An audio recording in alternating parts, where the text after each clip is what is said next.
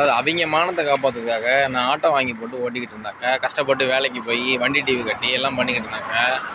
இதுங்கெல்லாம் என்னுடைய மான மரியாதை கெடுக்கிறதுக்காக இந்த அவங்கள உள்ள வந்து கண்ட்ரோல் பண்ணி வண்டிக்குள்ளார காண்டம் பாக்கெட்லாம் வந்து வண்டியை பிரித்தாக்க ஒரு 50 காண்டம் பாக்கெட்டு கிடக்குது. நான் என்னமோ தப்பான தொழில் பண்ணுற மாதிரி, தப்பான பிஸ்னஸ் பண்ணுற மாதிரி. எனக்கு மட்டும் இல்லை, அதாவது டிரைவர் தொழிலுக்கே ஒரு கேவலம் ஆகி போயிடும்ல. ஏன்னா நான் ஹோட்டல் வேலை, மாஸ்டர் வேலை பார்த்தேன், அடுப்படி வேலை செஞ்சேன்.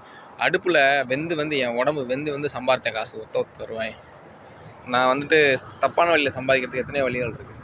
ஆனால் அதெல்லாம் பண்ணாமல் டிரைவர் தொழில் நேர்மையான தொழில், நல்ல தொழில்னு சொல்லிட்டு அந்த இதில், ஏன்னா இடுப்பெலும்பு வலி, நிறைய ப்ராப்ளங்கள், கஷ்டங்கள் சரின்னு சொல்லி டிரைவிங் ஃபீல்டுக்குள்ளே போனாக்க அவங்கள மூளையை கண்ட்ரோல் பண்ணி இல்லாத திருத்துற வேலையெல்லாம் பண்ணியிருக்கு இந்த பொம்பளை. சரின்னு சொல்லிட்டு இந்த மாதிரி ஒரு விஷயம் நடந்ததுக்கப்புறம் வண்டியை வச்சுக்க முடியாது இல்லையா, ஒரு அசிங்கத்தனம் ஆகி போச்சு. அதனால சொல்லிட்டு வண்டியை விற்றுட்டேன், எல்லா வண்டியுமே விற்றுட்டேன்.